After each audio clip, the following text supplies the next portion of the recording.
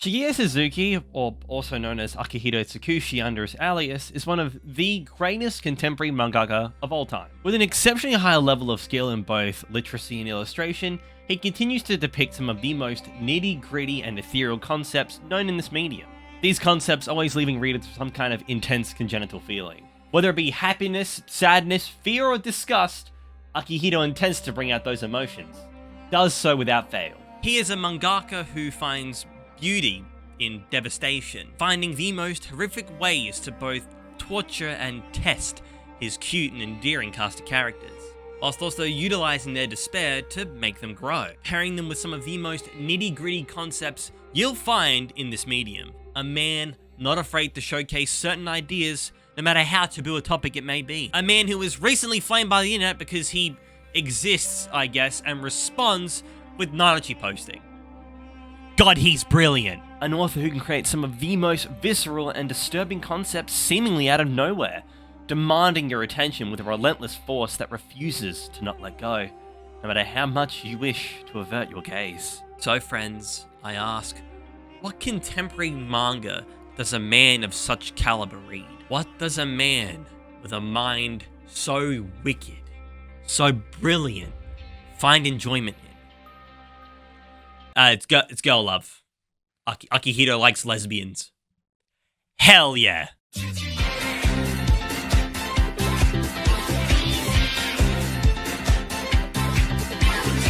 Fuchibeta Shokudo is an adorable little series that I'm sure most people have not heard of. There's basically no marketing for this manga outside of Japan, but it really is something special despite the simplicity that is its premise. What makes this series so brilliant outside of awesome character art and really comfy vibes is how it finds new ways to be innovative with its rather basic plotline. The story focuses on a small little restaurant and the interactions between two adult women, which I mean, hell yeah, bonus points already. Adult Yuri is a treasure we mere mortals do not deserve. One works as a chef at the restaurant and the other is a frequent customer, yet neither of them have actually ever spoken to one another, but instead exchanging glances. Sorry, nosebleed. God, they're so cute. They both face a very simple problem that neither know how to overcome. An issue that's painfully real, and one that a lot of us actually face every day. They both have no idea how to not be, you know, incredibly fucking awkward. Literally me. I'm gonna kill myself. In fact, this problem has existed for over 5 years, and such piles a new problem. How do you break the ice with someone after being around them for so long? Well, it's simple. One of you just needs to initiate with a simple gesture. One of you just needs to say, Please I'll come here again. Oh god, all these girls are gonna kill me! Well, now they've had that cute little exchange, they are both still awkward people by nature. However, they are a little better at communicating with one another through small actions with good intentions. I never understood the just kiss mentality people get when indulging in a piece of media, but I get it now. God, Yuri's awesome. What is so endearing about the way in which the story is written is while it's mostly a gag manga, it still feels like there is something really sweet blossoming between these characters. They're always looking out for each other, even if they themselves are unaware of it. Onokata Sensei is always creating unique obstacles for these characters to tackle that just never feels repetitive or boring. That is a really hard thing to do in a series that reads like a Sunday morning cartoon. Akihito can clearly see that, as he keeps up to date with Bonakara's work almost every time a new chapter is released. Needless to say, if you want a wholesome and fun manga and you have an excess amount of blood in your system you want to get rid of, this manga is perfect for you. I'm not staying like this because of choice. It seems I've lost so much blood that my body functions have completely ceased. Should have picked a more comfortable pose.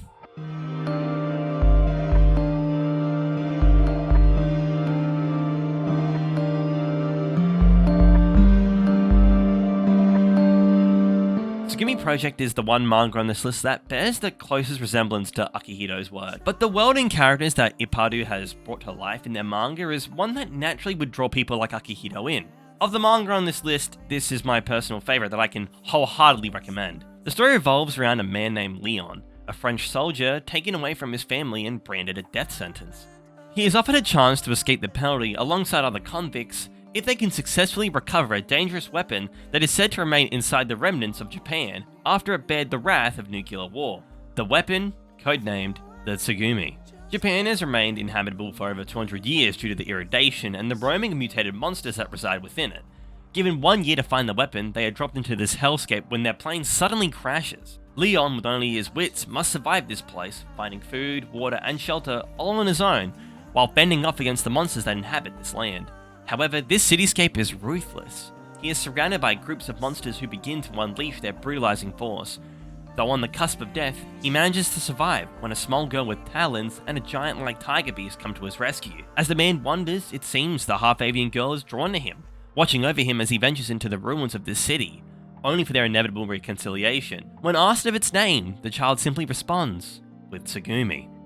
And whether she is the weapon in question, or whether she is merely connected to a project much greater than we realize, is up to you to find out, if you so choose to. But you should.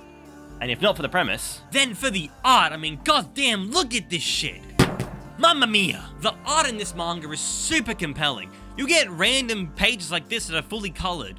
Why? Because fuck you, that's why. one aspect that I think makes this franchise so special is how the creator's historical background and experience with this type of media actually affects the way in which the story is told. Ipparu, from what I gather, is from France, and at first glance, their work is already visually different to what we usually see in this medium, with characters now drawn in an almost comic-like sense, and act in a way that feels very different to what we are used to seeing in survival battle manga.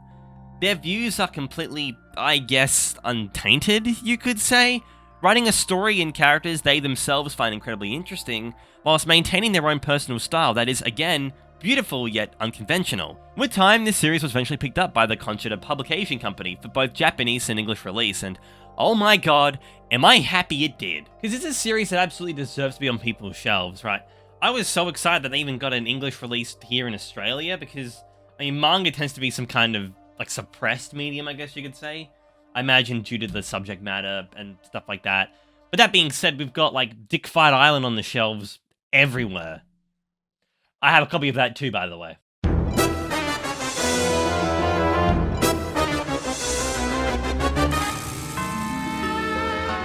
It's Time for Interrogation Princess is a very strange manga. You see, I like it, but it's not a series I thought I would enjoy. It's without question another gag series, but much like Kuchibeta Shokudo, it draws you in with its utilization of its basic premise, and has a cast of characters that just gel so effortlessly together. This series is actually a solid comedy with some charmingly wholesome moments in it as well. The storyline is simply about a princess who is being held captive in the Demon Lord's dungeon, alongside her trusty sentient sword, Excalibur. This entire series, at least from what I've read so far, is based mostly in this small chamber, with various members of the Demon Lord's interrogation unit partaking in different tactics to elicit information out of her. But the princess is the captain of the 3rd Rider Squadron. She is a warrior who has dueled with death many, many times. She is a well-respected sergeant, beloved by the people for her bravery and strength. She is truly the only suitor to the legendary sword Excalibur. So, how can you possibly get someone with such prestige to talk? Oh, well, with food. And video games. You see, the torture tactics being implemented here are very much the princess's weaknesses. She's a sucker for good food, so when offered a perfectly baked slice of bread, she crumbles before the prosecution. When offered a chance to play the Nintendo Switch, she accepts because, well, she lacks a friendship circle. There are many, and I mean many methods that I don't want to spoil, but if I haven't sold you yet, let me implement my own means of torture by telling you about one of my favourite bits this series has to offer you. With the needing of more information, the Demon King's associate utilizes their beast tamer Kororo, who brings in a truly devilish fiend. Devilishly cute, I mean. She brings in a trusty Kiaitun, an adorable polar bear cub, and its beloved bowl. Performing cute tricks, the princess tries to resist, only for resistance to crumble to a truly brutal tactic about to unfold. Kororo snatches Kiaitun's bowl, and it begs and pleads for it back. The princess is stricken, completely overwhelmed by this despicable act, only for her to notice that Kororo is trying to endure the very torture she is using on the princess. She tries to deny these accusations, but it's clear she can't do such a thing to her precious Kiaitun. Succumbing to her true feelings, they embrace, and it seemingly is the princess and Excalibur's first victory, only for the princess to be so moved by such a sight of friendship that she hands over the information fucking anyway. This right here, ladies and gentlemen, is peak comedy. And if you didn't even get an internal smile, I feel so sad for how bleak your life must be. While the idea of the princess always falling for the same trap can feel like a repetitive premise, the way in which these circumstances play out is always a joy to read. Haruhara Sensei has a wickedly brilliant mind that manages to articulate some fantastic character writing and blend those personalities with some genuinely compelling comedy. There have been many times where I have just audibly said, "Oh my god, this is so dumb," with a huge smile on my face, and I'm sure so many people share in that sentiment. I'm also happy to hear that an anime is set to be released early next year, so now's the time to get reading. Or don't, and just watch the anime, I guess. But then I ask, why the fuck did I animate all this shit then?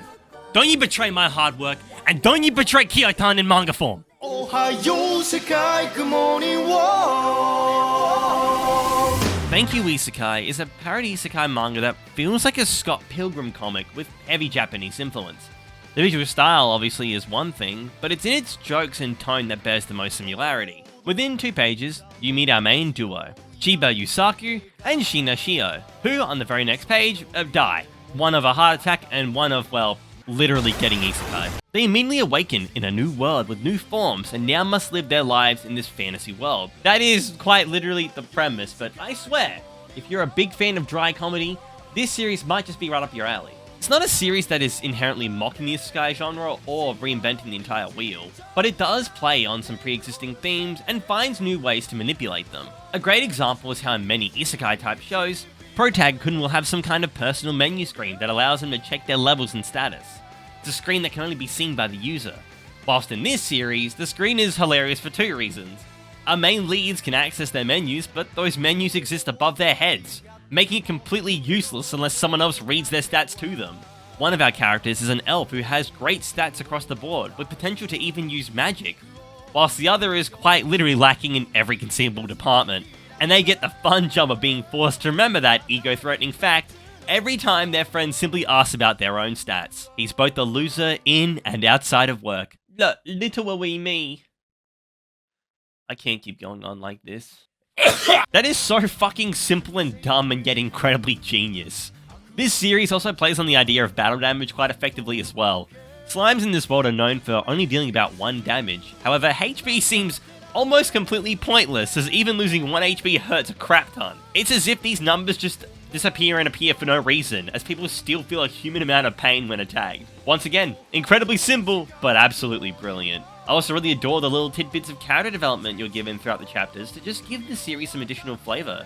Also, for a gag series, I'm just genuinely impressed at how much effort and time goes into the landscaping of the series. Honestly, some of these spreads, man, they're absolutely gorgeous. It's a series that feels like a Sunday morning, except you're also a crippling alcoholic who tends to enjoy their 10th whiskey at the rise of the Sunday sun. While usually this kind of stuff is a pass from me, there is something really special here. Honestly, I didn't think an isekai about 2 31-year-olds would be anything special, but when you give these characters such brilliant chemistry to bounce off of each other, you have my attention. And when you make the elf lady hot, you have my full attention. Respectfully.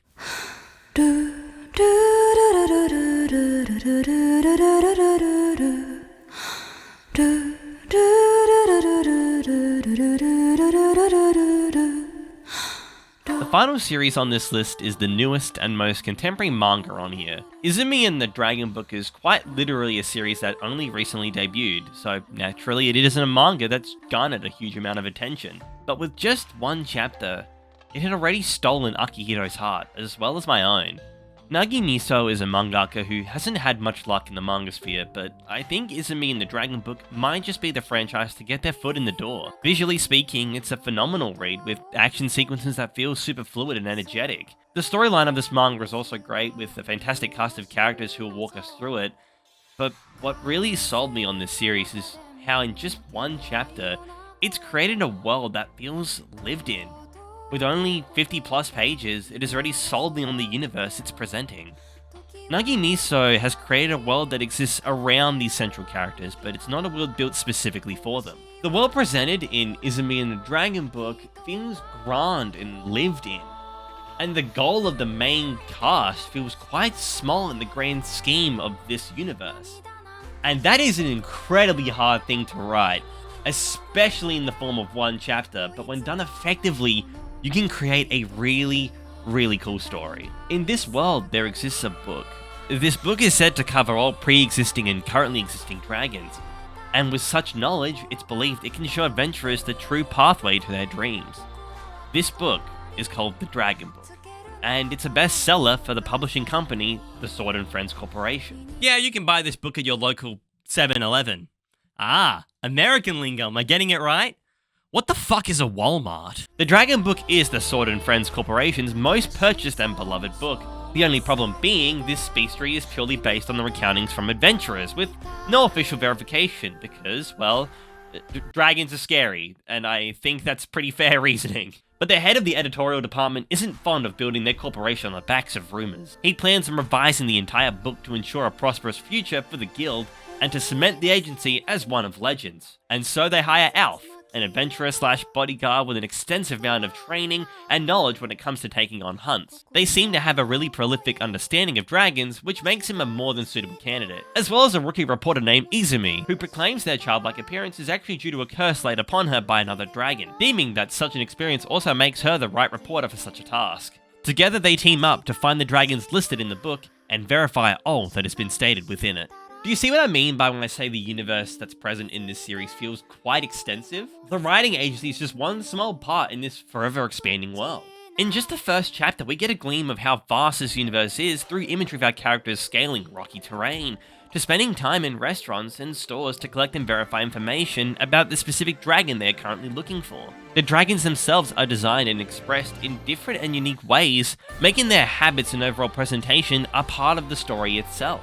This screams fantastic and vast world building with a nice, slow and alluring pace to sew everything together. It reminded me so much of Mushoku Tensei in that regard, minus the culture. Focusing on one very specific narrative that is taking place in a universe that's full of them, but not having to rely on heavy exposition to tell you how vast the world is. Nagi Miso utilizes their abilities as an author and illustrator to show you glimpses of a greater and grander universe that they are creating. Through character writing and visuals alone, they painted a world to a much grander scale, and they give us the incredible chance to explore this realm with these endearing two characters. I loved this first chapter. I loved this first chapter so much. It really feels like a wholesome and fun adventure is going to take place. And to be honest, I've needed a break from the doom and gloom. I get the feeling this series will truly be a fun and wonderful time. Are you fucking kidding me? Well, wasn't that insightful? What did you think of this list? I personally was quite surprised at just how vast and diverse Akihito's tastes actually were. I was expecting more of Eldritch horror-fueled stuff, but instead we got Kiwitan. And that's not a complaint, by the way. I think it's really cool and quite reassuring to see a mangaka I love partake in contemporary media. The fact that this man is also just shouting out these people's works on Twitter to hopefully bring more attention to them just goes to show the kind of person Akihito is, and it makes me really happy following somebody like him. It's a testament to Akihito's personality as a creator and his love for this medium. And also, he has pristine text. I mean, he likes Yuri.